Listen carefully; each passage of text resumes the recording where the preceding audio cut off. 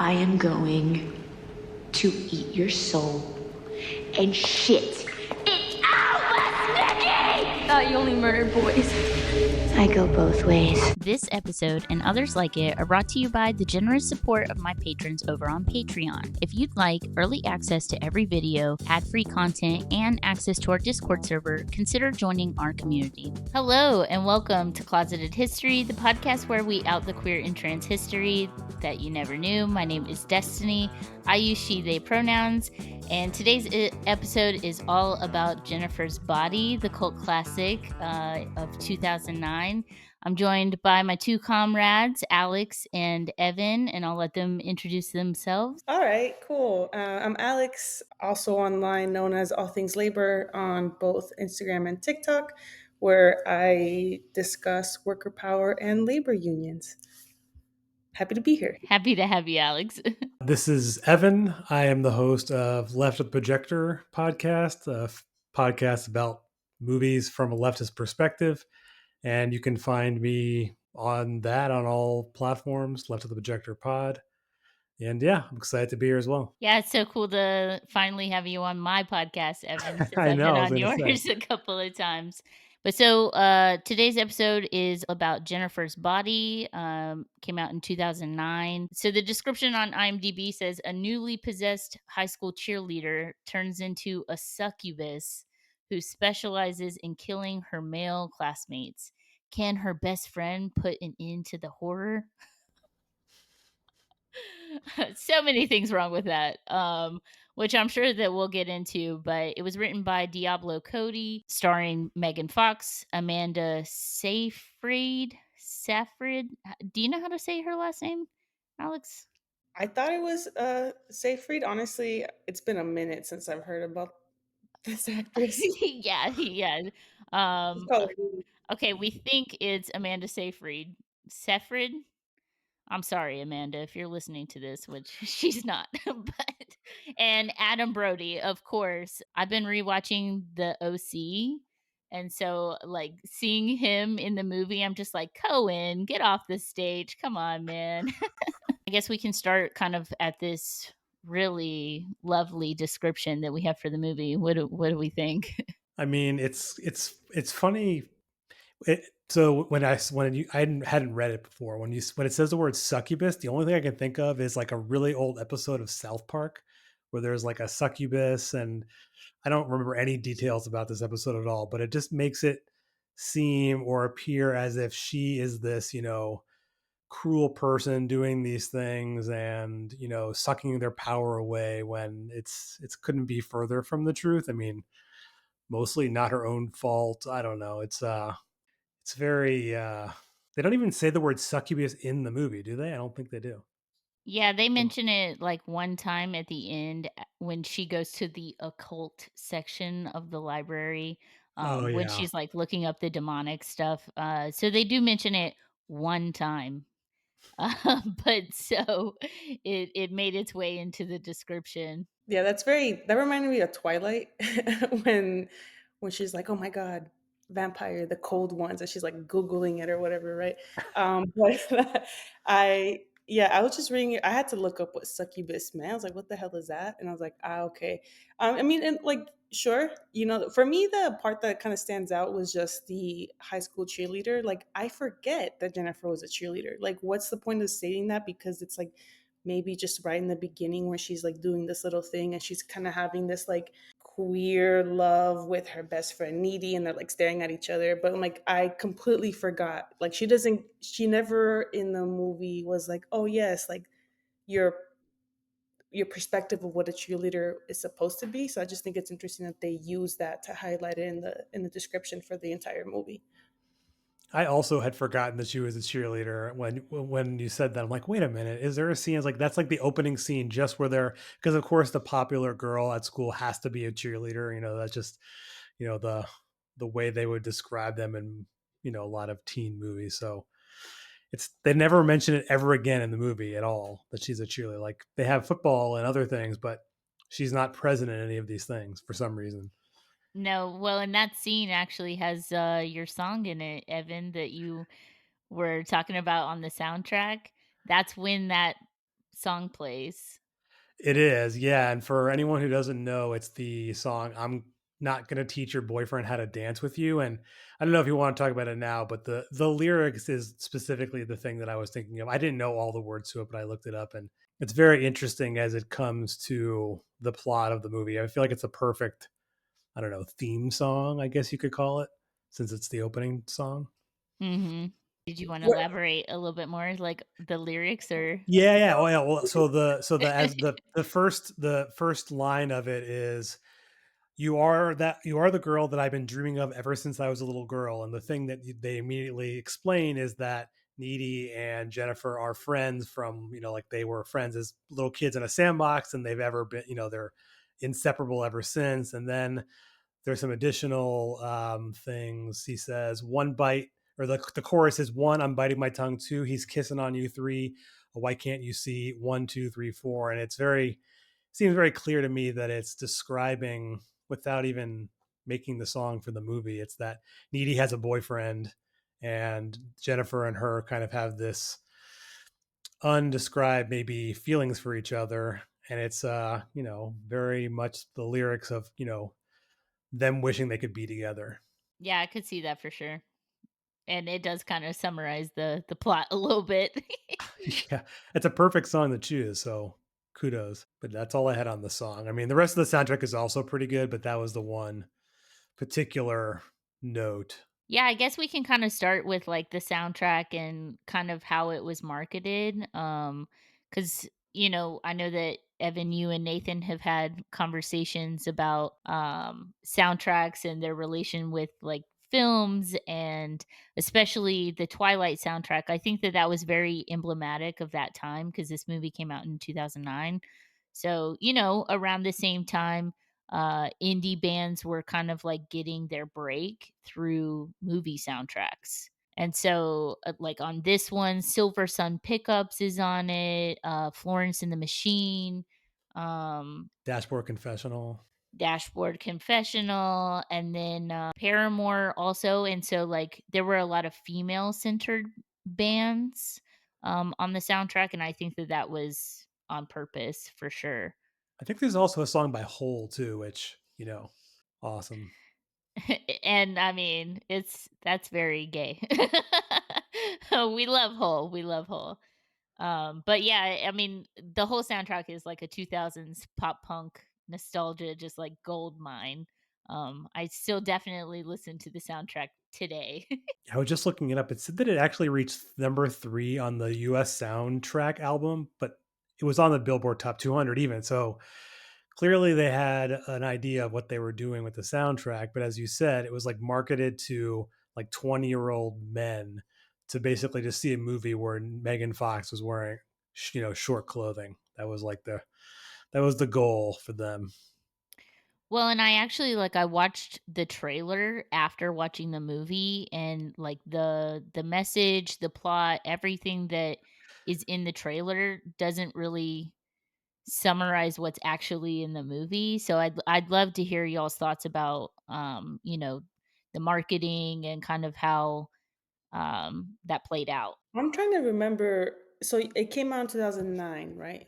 That was the year, to age myself. That's the year I graduated high school. I'm like 17 at the time, 16. And I mean, Megan Fox was like it. I mean, she was like super hot. Like if you were like not only see what like if they're trying to appeal to like teenage boys. I mean, teenage girls were into her, right? Like even if you like don't identify as queer, you would look at Megan Fox and you're like, like you were questioning, and definitely was like the case for me because she's beautiful. But I'm trying to think if I remember. I feel like it was perceived as bad. Like I don't even think I saw it. I think you had mentioned this at another time, Destiny, but just like um I didn't see it when it came out, which is like very much with how it became kind of like a cult classic as well. And just looking at the Rotten Tomatoes, it's like 40% or something like that's like really low. But yeah, I think trying to think back on when I first watched it. Yeah, I don't know what you guys thought in terms of like the marketing, but I mean, I think anything that had Megan Fox in it was trying to sell Megan Fox. I don't think Amanda very much was like that big of an actress at the time, or at least I don't remember it like that. But I'm curious on what you all think. Well, what's crazy is I didn't remember this because I didn't see any of the Transformer movies, but she was also in a Transformers movie the same year as this came out. So she had two movies that year. This, which was like a total flop, and then the Transformers made $836 million. So just Oh like wow. 800 million more. I mean, granted, those were big movies. It was the same year as Avatar. I mean, I don't have any memory of the trailer or this movie coming out, honestly, in 2009. The I probably saw it a good 5 years later at some point when I was just watching more horror movies, and someone's like, "Oh, have you heard of this movie? It has Megan Fox in it." And again, that's how people would talk about it if they weren't like into horror, or they just wanted you to see the movie. Oh, Megan Fox is in it. That's kind of the selling point for it. And I think it's a shame because I think it could have done well. Although at that time, it wasn't really the best time for horror movies either. I don't really remember a ton of good stuff coming out in that period. So maybe it just was a bad marketing, bad time. Just they just screwed it with this movie, but that's why we can watch it now and like it. Yeah, I think that it was a different time for feminists and for feminism just in general. So, like, this movie already kind of has like a lot of male gaze elements to it, which, unfortunately is part of Hollywood. And especially when women write movies that, because Diablo Cody is a woman. Um, Unfortunately, I mean, she faced a lot of misogyny in the making, and a lot of the misogyny was directed like at Megan Fox, which is why she was part of like, the marketing kind of ploy. And she was in Transformers, which was marketed to teenage boys, and so they kind of went with the same thing. But I did see that it kind of gained its like status as a cult classic in the 10-year anniversary because of like it was kind of in the wake of like the Me Too movement. And so I think that people looked at they were able to look at the movie with a different lens later on. But unfortunately, part of the marketing was just exploiting Jennifer's body, which is, one of the themes. And so it's kind of haunting a little bit the way that that worked out. I just noticed. I don't know if you know what like the Raz Awards are. Do you both know what they are? Like it's basically these for like the worst acting. They're called like the Golden Yeah. Raspberry Awards, so they call them the Razzies. Yeah. Megan Fox got a nomination for both Jennifer's Body and the Transformers movie as worst actress in 2010 when they did the awards. Which I think is I haven't seen the Transformers movie. I don't know what it was like, but it's I think that's pretty harsh. Ouch. I mean, some of the lines were kind of cheesy, but like It's not also her they fault. were they were kind of funny too. Like when she she gets the box cutter, and she's like, "Do you get all of your murder weapons from Home Depot? God, you're so butch." So like little quips like that became like very iconic lines. I think some of them were a little bit cheesy, but Yeah, again, it's like, what do you do with the conditions that you're given? People weren't cheering for this movie to happen, so I think that that definitely influenced the way that it was produced. yeah, Yeah, and I feel like from the movies that I have seen her in, she kind of tends to like they tend to give her roles that are like the same. It's the same role, right? So she's acting like the same person. So yes, I think in retrospect, watching it now, I'm like, oh my god, that is very cringy or hilarious. Like I'm laughing at it now, so I enjoy it in comparison to being like, wow, that was so deep. You know what I mean? So I'm not sure if that was what the director was trying to do. But I mean, I don't know. I think a lot of, not to like make an excuse, but I think a lot of actors are actually not, don't do that great. Especially like female roles, right? When like the ones that Megan Fox is like kind of only given. yeah. Her movies, like she did all the Transformer movies, and she was in like some of the Teenage Mutant Ninja Turtle, like the reboot, and yeah, I mean that's just what they're casting her for a certain role. And so they're saying, okay, well, you're the attractive person in this movie. You can't sound smart. You have to sound like a dumb ditz or something, because that's just what she has to play. And so it's unfortunate because, with an even better script, I mean, it could have, I don't know, it would have been even better. Although I have to say, some of the lines are, as you said, like really cheesy, but I'll give it a kind of a pass for 2009. Yeah, my introduction to Megan Fox was Confessions of a Teenage Drama Queen with Mm. Lindsay Lohan, and like the Disney movie. So Megan Fox has always been like the mean girl that I always sort of had a crush on. So like, Jennifer's Body was like the perfect role for her in my little teenage heart. But so yeah, maybe that's a good transition to kind of talk about like the theme and dynamic between Megan, or well, the character Jennifer and Needy, that I think that it really spoke to a lot of the experiences of like teenage girlhood. They're very mean to each other, and like in ways that they know would be hurtful. um and in some ways that are really like internalized misogyny. For example, like at the end when Jennifer is eating Needy's boyfriend Chip, and they kind of have their little tussle with each other, and Chip stabs Jennifer with that pole. And then Jennifer asked like, "Oh, do you have a tampon?" I just figured I'd ask because it kind of seems like you're plugged, like that you're on your period, and that sometimes becomes very weaponized. Like men will like, "Oh, you must be on your period. You're in a bad mood." Like, and so, just the way that they interact with each other, I'm interested to hear kind of what your thoughts were. It's funny that they have that line, because earlier in the movie, Jennifer says PMS isn't real. It was invented by the boy-run media to make us seem like we're crazy. So it's it's kind of a funny thing to say early on, as kind of like a not so off base thing, that women are, oh, she's this because of that. And so just that's misogynistic. And then the other one is kind of the internal, as you said. So I don't know what to make of that, but maybe that's poor writing, that there's the two sides, or maybe that's kind of her struggle, is that I think at the end, doesn't Needy say that that she has no self-confidence? No, that's not the exact thing she says, but like low self-esteem. And so, yeah, so She she says, "Are struggles. you like really that insecure?" Insecure, yes, that's it. Yeah. So, right. So it's I mean, the answer is yes. I mean, she has this insecurity because of how she's supposed to act and look and be for all the boys.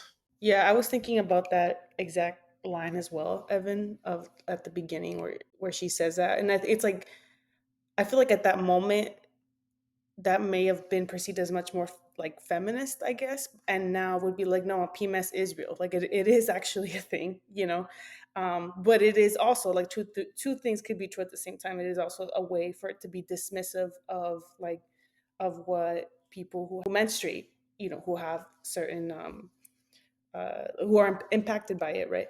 But yeah, I don't know. Like, I think it's kind of, I think it's a little bit of both of what you're saying, Evan, because it's like, well, one, clearly they have a lot of like really shitty writing in this in this movie, right?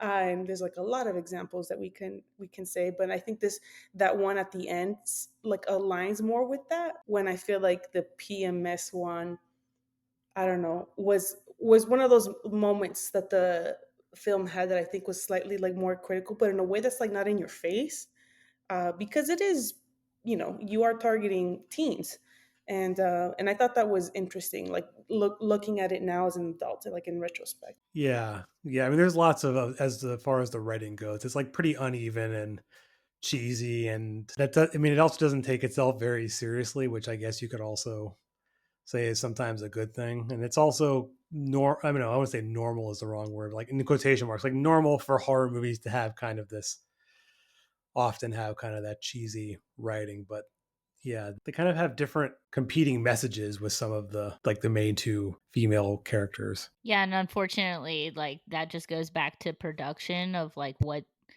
level of feminism is palatable to the mainstream, that, like Diablo Cody can only do so much as far as the writing is concerned, like because at the end of the day they do have to attempt to make money.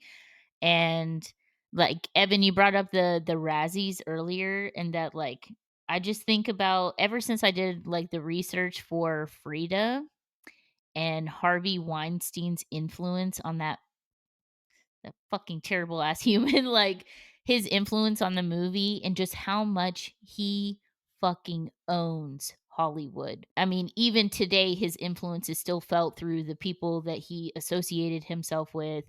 And so I think about that as kind of the example. And I just wonder how many other female writers experienced that level of misogyny within like their production, because Selma Hayek has been very open about, the way that he treated her, and he's just one example. He got caught. People spoke out, so I think about all of the misogyny that goes unchecked in Hollywood, especially. And unfortunately, I think that it really did come out in the way that the movie was produced. Yeah, there's a lot of things that I was looking at from the writer Diablo Cody on like kind of how she was writing it and kind of her influences and things. And she had all these like really good ideas on how to bring it in, and it seems like some of them made their way through into the final product, but then as you said, I don't know what other things were removed or cut, or the studio says that you can't have this. So I'd love to see like what the original script would have been. I bet it would have been a lot better movie. Yeah, and what's interesting is that like in the trailer, there are some scenes that are not in the movie. So like clearly there is some shift in the messaging and in the narrative that's being sent. And I think, part of that really shitty marketing is that they were really trying to exploit Megan Fox and her image. Cause, there were scenes that weren't even part of the movie at all. That's interesting. I didn't realize that. Or that, I mean, I didn't watch the trail, so I guess I didn't know that. Did he produce it? Weinstein? Uh, I don't think yeah. so. Oh, But, it's 2009, so I feel right, like at this time he's around. right. So, Yeah.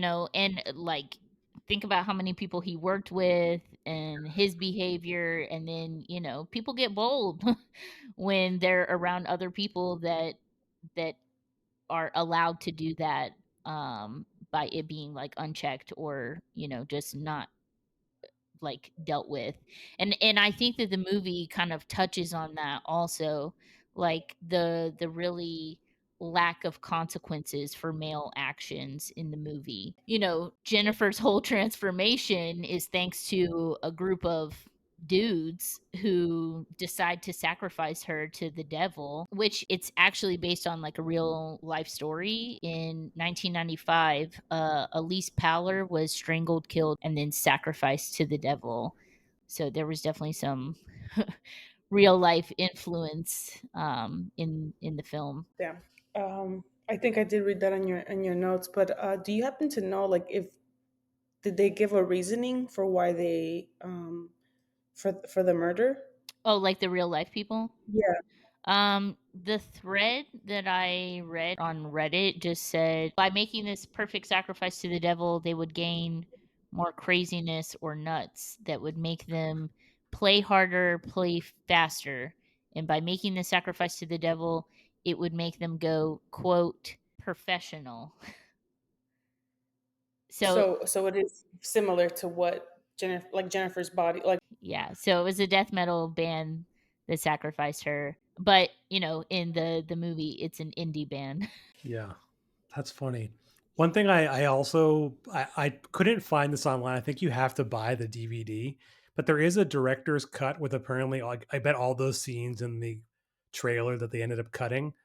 Apparently it's another 20 minutes long, the movie. And so I'm curious now, does that flesh out some of the things that you don't get as much maybe as the relationship. You get some between Edie and Jennifer in the movie, but it would be interesting to see, is it just more violence? What did they cut? And I'm assuming it's because the studio said like you can't have this in it, or it's too long, or men won't like this if you're, mean to them, presumably, or something. I don't know. Whatever they would say, but Yeah, well, like even in the film, the patriarchy is still also harming men. Like the kid Chip, Needy's boyfriend, his mom gives him like a little pepper spray. It's like ladies pepper spray, and he's like, "Oh, don't worry, like I can defend myself. I've been using the Bowflex." So like, we see the way that the expectations of the patriarchy also harm men. In addition to also, the harm that is being caused to women. the way they treat the male characters just generally is very, the football player that she ends up killing. I think it's the first one you see her kill, but I think you learn that it's actually the second. I think so. I think she had killed the other, like the exchange student, maybe first in Yeah, the she did. right in chrono, and like she tells the story later. But Mhm. there's all these different characters that are, kind of personifying the jock, and then I'm trying to think of the other, like the kind of like the emo boy, I guess, that she then has a crush on Jennifer, and then she lures him in and kills him too. It's all these very lots of just stereotypes of different people, that you might see in a movie, like in a teen movie. So it's I'm not sure where I was going with that, but I just noticed the some of the lines Chip has too are also very some of the cheesiest in the movie too. Yeah, how would you describe him? Like, what stereotype do you think that he aligns with? Well, I guess part of it is the kind of like the boy in school, I guess, because I think she makes a comment that he must be in a band. Is he a drummer? Is that kind of like a joke she says to him later? Yeah, I think he's in band. Yeah, so like a band kid who, maybe his first girlfriend is needy, and, just kind of the seems like he's spending all his time, just to try and sleep with her. And, he does care for her. It does, it seems like that, but you know, yeah, I guess like just a nerdy band kid. Yeah, I'm curious on your guys' thoughts on like what the direction was and how the movie wanted the audience to feel. Like, did we feel any sympathy or empathy for Jennifer, for Needy, for the men? Because I feel like for some men I did more than others. Like, I don't know why. Maybe this is just my own like biases, but like for the football players, I was like, I kind of really don't care. Yeah, You same. know, rest in peace, not really. In comparison to like the emo kid, right? Who like you can tell, like I don't know, like I felt for him. I mean, I definitely also felt for Jennifer, and I think it was because of what she had gone through, right? But I'm curious on what you guys like. How did you feel, and did you think that was like on purpose? That's a good question. Yeah, I mean, I also with the football player, it's like, who cares? As you Yeah. said, whatever. He probably did some terrible things too. Who knows? But yeah, I mean, I think it's almost like you're more and more feeling sympathetic for the people that she's hurting. You also feel bad for the foreign exchange student who had like survived this fire at the bar. He's just trying to get home, and she mauls him or eats him, whatever, on the way home to you know survive. And then you have the emo kid, and then I guess the next person is Chip. So you slowly feel more and more. Or maybe you're meant to slowly feel more and more, anger, or less sympathy for Jennifer. Where at the beginning you feel because she's just kind of doing it because she has to, and then it's almost like she's doing it because she can, right or wrong. Mm, that's yeah, I like that. Yeah, I think that I definitely felt bad for the emo kid. Cuz and she says like I need you suffering whenever she kills him. And that like I just really appreciated the way that the movie like kind of subverted that, because we see so much violence towards women at the hands of men. And that women sometimes find themselves in these situations where they're very trusting of a man, you're going on a date, blah blah blah, just in the same way that Jennifer is kind of luring in these men. It's often done to women, and so I think that, like, when we see Jennifer do it, that, like you said, Evan, we kind of lose our sympathy and our empathy with Jennifer because we're watching her do these bad things. But I think that it also kind of speaks to the way that we see that happening to women very frequently, and I like the way that the movie kind of subverted that a little bit. Yeah, I feel like the one group of people I had absolutely no sympathy for was like the character of Adam Brody, and like, and I had like a big crush on him. Like I also grew up on the OC, right? He was a cutie. Like he was so them depicting him as like like a devil worshiper, basically. You know, it's like I thought that was great because I'm just like, yeah, you can't trust these assholes. None of them, no matter how nice they look. But I think for the entire time, like that I and I think Needy said it right. They're like, oh, like they're doing. Look at these amazing things that they're doing for Devil's. No, it's not Lake. That's what he called it. Whatever the town was Kettle. called. Kettle. Thank you. Devil's Kettle.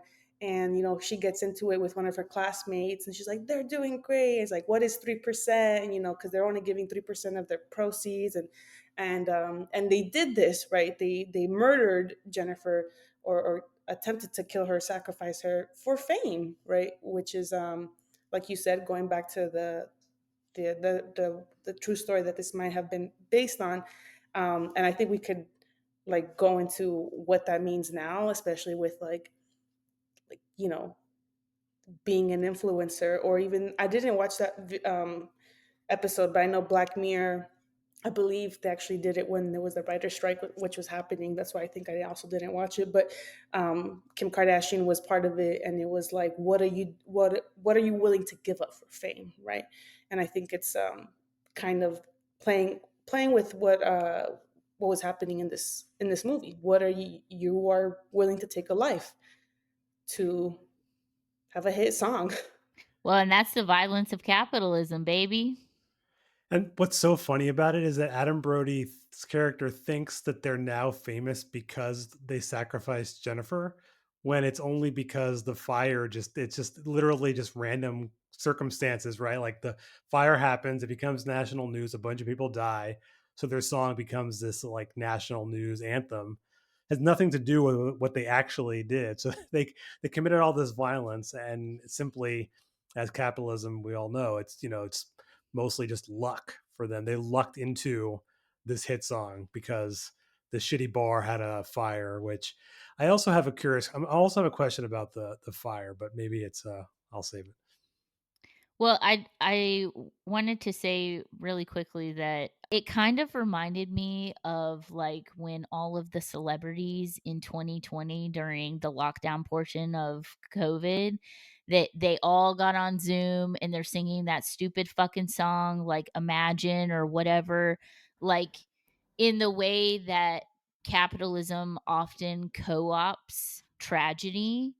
That it very much reminded me of like when that happened in 2020, and like literally people are suffering because you just won't wear a mask, and like you know that people died in the fire, like and now this band has become a huge sensation. And so I just, it's interesting to see, we're talking about capitalism and in the way that it definitely co-opted that tragedy. I'd love to hear y'all's thoughts on that. I mean, the shock doctrine, right, by Naomi Klein is the first thing that I thought about right now that you're from what you said, Destiny, which is like it's that's what capitalism does, right? Capitalists extract from a position where mostly working people, poor people are already suffering tremendously. And maybe this is the question that Evan was going to ask, but I also was wondering this was that intentional? Like, was the fire intentional? Did the band do that, or it just happened to occur? I think it was an accident because I want to say, and I could be wrong, but I wanna say that it started because of, like, shitty wires at the bar or something. That was my question too. Like, did they intentionally like rig their wires in a shitty way? But then I also think it's a very small town. Clearly, this bar isn't equipped for, this thing. So the logical thing is that it's just like a shitty bar that overloaded its circuit. But you then look at them and think like they would do anything. They would like kill every because they get out very easily, right? They're all fine. So I don't know, but yeah, the other thing about one of my that speech where she says like they're only giving 3%, and I'm like sitting there thinking like that's this is a scene that they probably didn't even think of was this kind of you know critique of capitalism. It was more just why are they doing this, and I also have to say as an aside note that it's amazing that the teacher is J.K. Simmons with like the hook hand or whatever. I think people probably know him from he's been in lots of movies, but I just love him in that one little bit, and it's funny how he's just I don't know, just really Yeah, well. I actually like, I was wondering about that, like, that seems pretty ableist, right?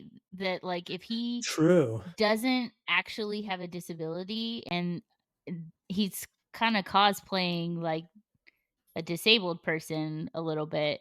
I would understand if it were, like, integral to the character's character, but, like, it didn't really seem super relevant, so like, I love J.K. Simmons, don't get me wrong, I love Yeah, him, no, it's fair. but when I saw that, I was like, "Ooh, let's not do that, buddy." But it's unfortunately, when you watch movies from, like, 2015 or earlier, like, it's pretty common that you're gonna hear the R slur, the F slur, and some pretty ableist, racist, anti-feminist kind of things in a lot of mainstream movies. Yeah, So I do love J.K. Simmons, but we don't love that. yeah, that's perfectly fair. Just hit like in like his little wig because he's bald and the whole thing. I just But have to throw it in there. I do think that, Chip, I think that's his son, Oh, interesting. like J.K. Simmons' son, because his name's, like, something Simmons, and I was like, Oh, I wonder." you're right. Yeah. Nepotism. Those nepo babies. In Even in Hollywood? No. 2009. Oh, really quickly, LOL at Chris Pratt being an almost cop in the movie. I forgot that he was in it until, like, I heard his very iconic voice, and I was like, "Oh, buddy, I Does he forgot you were die? in this." Yeah. He Yes, does good. he does. Good. I didn't want to say it, but I was thinking of, and so Yeah. The worst Chris in Hollywood.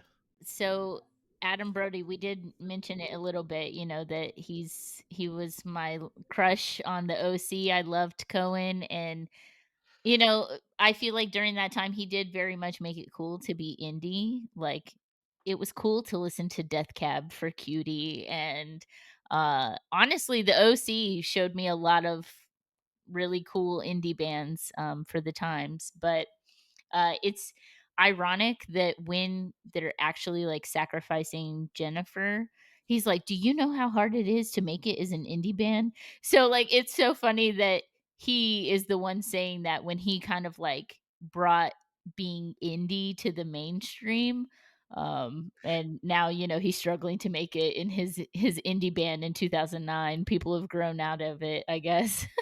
Well, they referenced MySpace too, which I thought was funny. yeah. Oh, yeah, like, "Oh, I checked out their MySpace page, and the singer is extra salty." I was actually born in the OC, Orange County. So I feel like, and growing up in Southern California, when he was like huge, also the OC. I never saw, what was it, One Tree Hill, but I like Laguna Hills, or the one with what are they called? Laguna Beach is the one that ended up getting like the reality show, like kind of that entire era. I think it's just so fascinating thinking about what it means to kind of be seeking fame or power or money through kind of the beginning of this like influencer type, right? With which I think includes MySpace, right? Like I remember Mhm. being on MySpace and that being kind of like a thing. Like how many followers do you have, right? How what is your page your look like? How aesthetically pleasing, or like what, like is it indie? What is the song that you have? Who And I think designed really your has, layout? yes. Like we all knew a little bit of code, right? Because we were changing our pages every, like I didn't realize like, oh yeah, actually that is code. Yeah, exactly. Yeah, but so you were saying about, like, MySpace, that you feel like it's, like, very kinda indicative of, like, an early influencer kinda stage? Yeah, yeah. So kind of just going back to what it means to kind of be online, right? To kind of use these social media platforms in a way to uh, obtain some kind of fame, but ultimately, like even if you're trying to become this indie band or trying to become an influencer of whatever, the thing that you want is money, right? Because you want what money can provide to you under, any kind of system, but especially a capitalist system, which is this stability, because capitalism is so unstable. So this perception of like, let me get a little more piece of that pie, then I will be okay, right? Which I, going back to what you said, Evan, when Needy said like, oh, you're only getting 3%, right? They're only giving 3%, like on and I think she literally said, what about the other 97, right? And I thought that was very powerful, and it's something that I think a lot about when we think about like philanthropy, when we think about charities, right? Which is something that also ties in to capitalism. And not to go into the rabbit hole of like what Reagan did and fuck Reagan like in the 80s, but it was very much privatizing and creating a lot of, or making a lot of these government social service programs into 501c3s. Because why? It supports capitalists. It supports people that already have the money, and they continue to have the money. Now you're going to force the people that actually need support to beg these people that are already in positions of power to get money. So I thought it was really like, I think it's fascinating when we think about that, or anyone who like wants to become like a full-time influencer. What you want is stability, because you want to be able to have a home, and you Absolutely. and you want a life of dignity and respect. That's what it is. And people are willing to sacrifice a virgin to do so. What did we think about, like, Jennifer's parents or Needy's parents? Because, like, Needy's mom works overnight, so I got the impression maybe she's, like, a nurse or something of the sort. Yeah, I just remember she was saying she was on the swing shift, and then she comes home. They're talking in the morning. Yeah, everyone in just looking at the town in general. I mean, with the exception of probably if some people, the majority of the town is probably very working class. It's not a wealthy town. Like they joke at the beginning how scientists are there like dropping balls into their the falls because they can't figure it out. It's like the town is almost kind of like a joke to most people probably, and it's clearly people are not doing great there. That's they want to get out of there presumably. Yeah, and I think that sometimes that's, like, where some of the worst, like, tragedies happen is, like, in small town America. Jennifer's Body is supposed to take place in Minnesota. Um, so, you just I imagine there are a lot of towns that probably have good, hardworking class people that are just struggling to get by.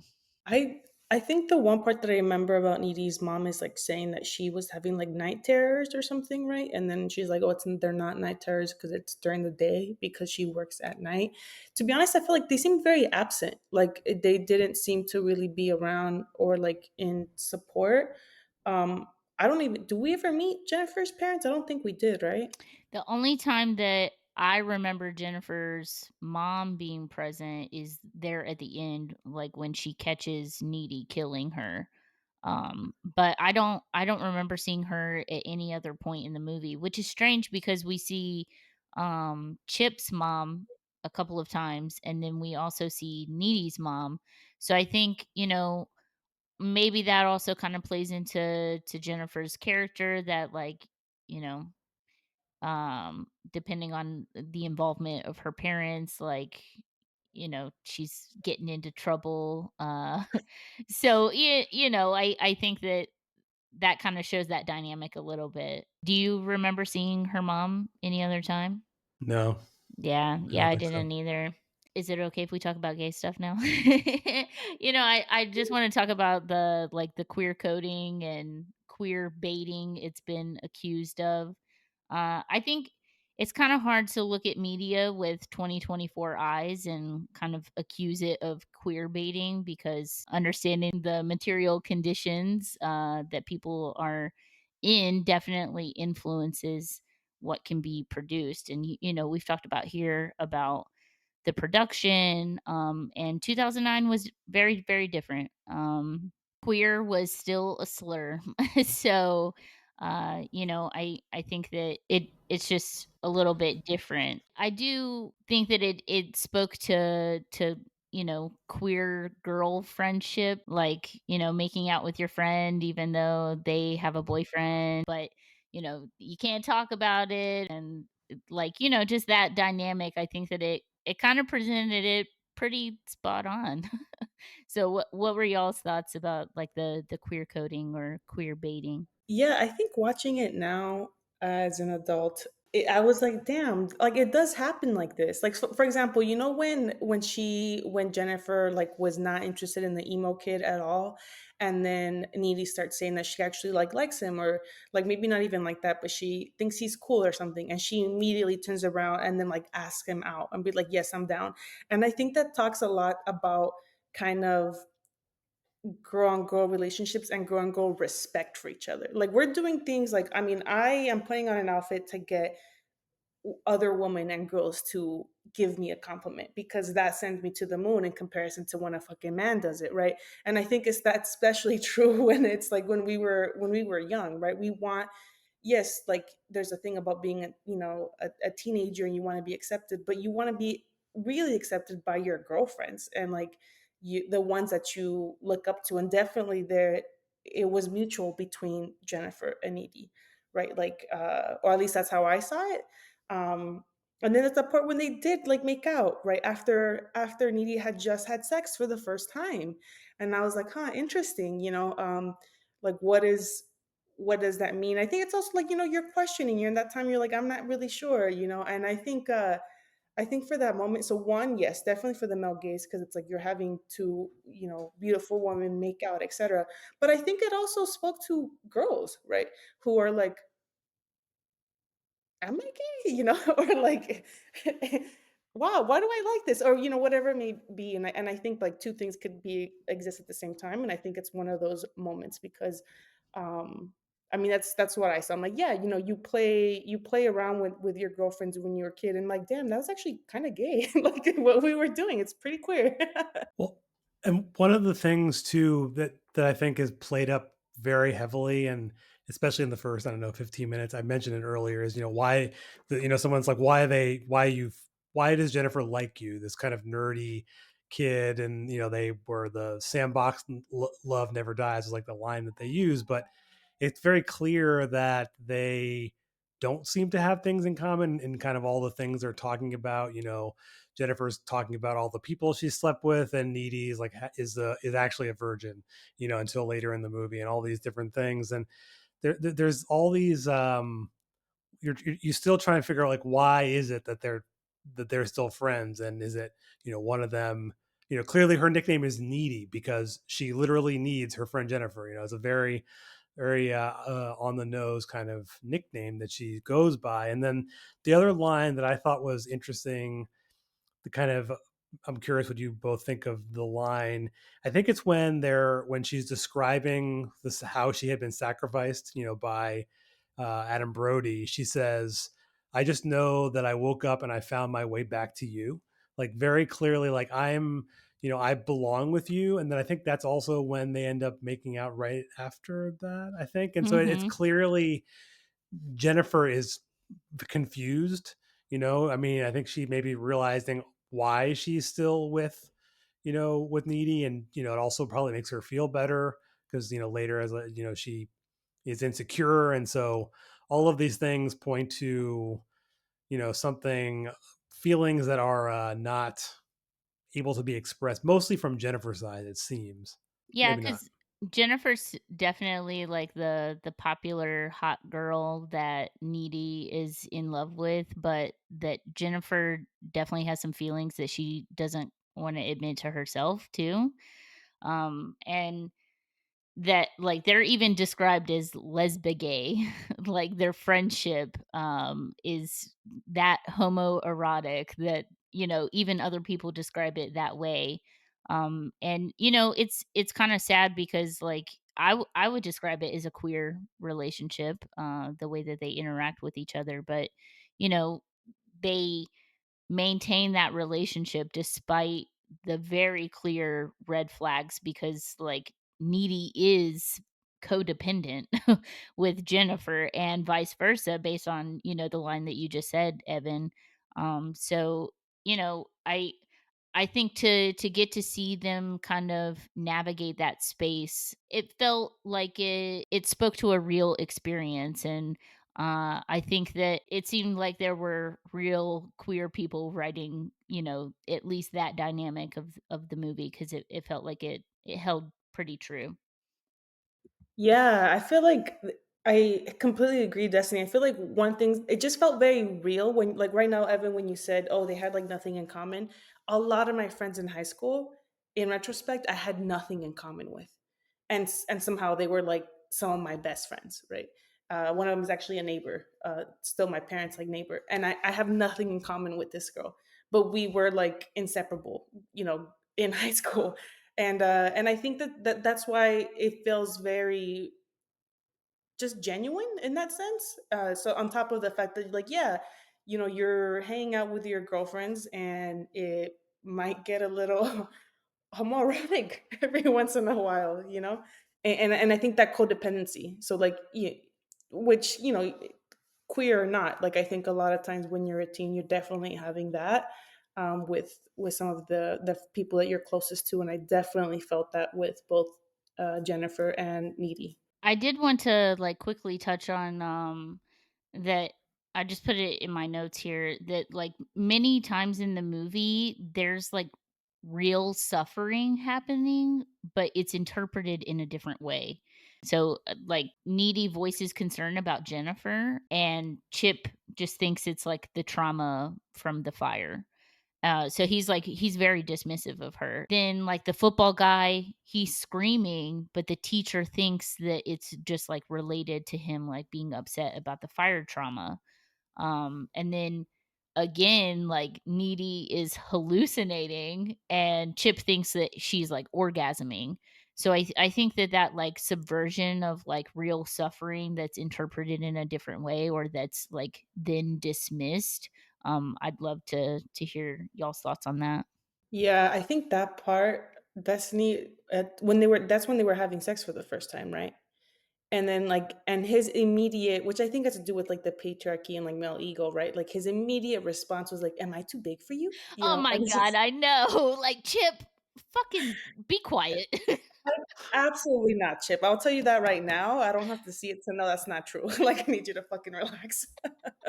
But and and I don't even think like they even talked about it, right? Like it I mean, at least it wasn't portrayed in the film where it's like, hey, actually this occurred. His response to it was something, it might have been something else or something, that the sex was so great or whatever, his penis is too huge or whatever. But yeah, I think those moments where it was like actual suffering that only kind of like the person that's dealing with it and the audience knows was a way to kind of make the characters more flawed, right? So like if you are feeling some kind of way about Chip, which Chip is like a likable, a livable character. You're like, oh, that poor guy, and like it's like gonna come at some point where he's gonna die, but you're like, oh, he looks like a good kid, right? He's like a teen, he's her boyfriend, he's kind of nice to her, etc. But it's also like, yeah, but you're still under the patriarchy. You're still, you're still human and you still make mistakes.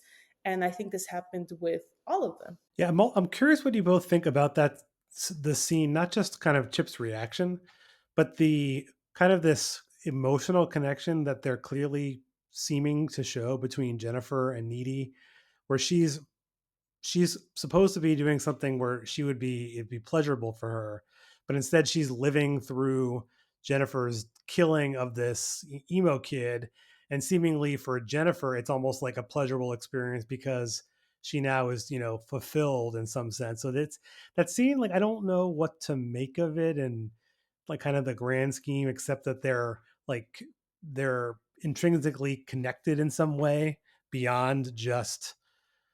And also I think later when Jennifer describes to Needy, you know, what had happened, you know, she said that she had, you know, she went to see her when she was hungry, presumably, but doesn't kill her because she obviously has these feelings for her. So the reason why she's safe and she's able to even tell her about all these things, because there's lots of times they talk about there's no secrets between friends, is that they have this connection that's, you know, undying for, you know, what, they're 17, so 15 years they've known each other, presumably. Well, not only because she like loves her, it may be in like slightly gay way and or a friendship way, but I think it's also because she's a girl. And like, I mean, it's not, if I remember correctly, Jennifer didn't kill any woman, right? She was literally just killing boys, right? And I think she says that at one point. She's like, "Oh, they're just boys or whatever." And I think that just for me, it was just like, "Oh, I don't know," made me feel safer as a as a girl, like if this is gonna occur, which I think is interesting because that's like usually not the reality of women. I mean, you know, for a lot of people, but for girls and women, that you like, it's not a safe world.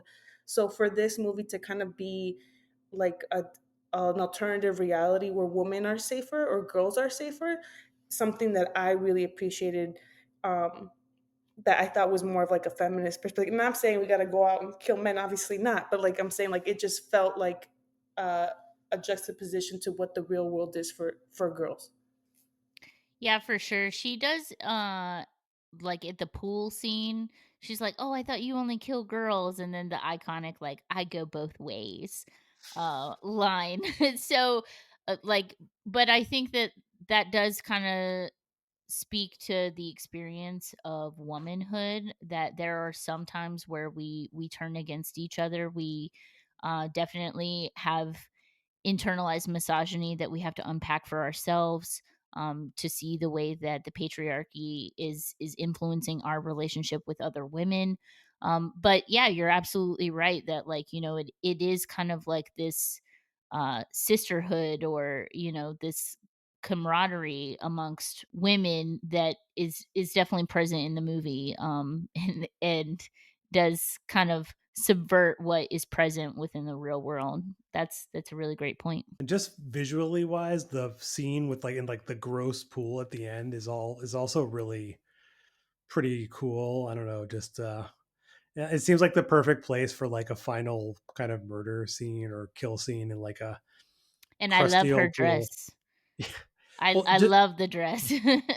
don't they also say, doesn't she know to go there, Needy know to go there because that's a place they had hung out? Is that the implication? Presumably they'd gone there like swim or.